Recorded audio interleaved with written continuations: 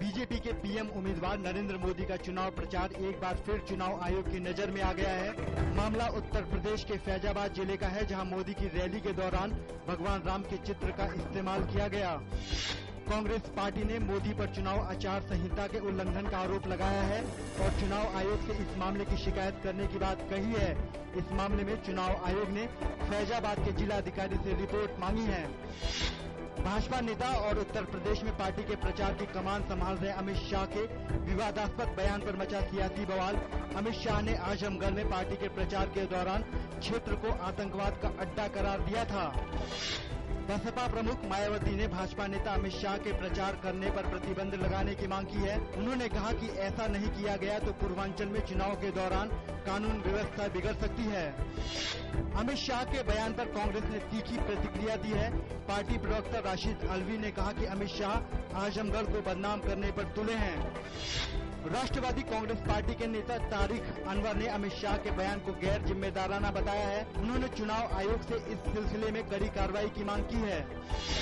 भाजपा नेता सुब्रमण्यम स्वामी ने सफाई देते हुए कहा है कि अमित शाह का बयान आजमगढ़ के खिलाफ नहीं है।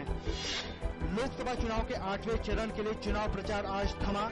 इस चरण में बुधवार को लोकसभा की 64 सीटों के लिए वोट डाले जाएंगे। इनमें आंध्र प्रदेश की 25, बिहार की 7, हिमाचल प्रदेश की 4, जम्मू और कश्मीर की 2, उत्तर प्रदेश की 15, उत्तराखंड की 5 और पश्चिम बंगाल की 6 सीटें शामिल हैं। लोकसभा चुनाव के 8वें चरण में कई दिग्गज मैदान में हैं। इस दौर में राहुल गांधी, एमएम पल्लम राजू, बेनी प्रसाद वर्मा, राबड़ी देवी, रामविलास पासवान, प्रभुनाथ सिंह, वरुण गांधी, स्मृति ईरानी, शांता कुमार, डीसी खंडूरी जैसे कई दिग्गजों की किस्मत दांव पर है। कांग्रेस नेता और पार्टी की स्टार प्रचारक प्रियंका गांधी ने कहा है कि उन्हें नहीं लगता कि इन चुनाव में किसी भी पार्टी को स्पष्ट बहुमत मिलेगा। उन्होंने ये भी कहा कि उनका राजनीति में जाने का कोई इरादा नहीं है। एक अहम फैसले में सुप्रीम कोर्ट ने कहा है कि पेड न्यूज के मामले में चुनाव आयोग को कार्रवाई का पूरा अधिकार है।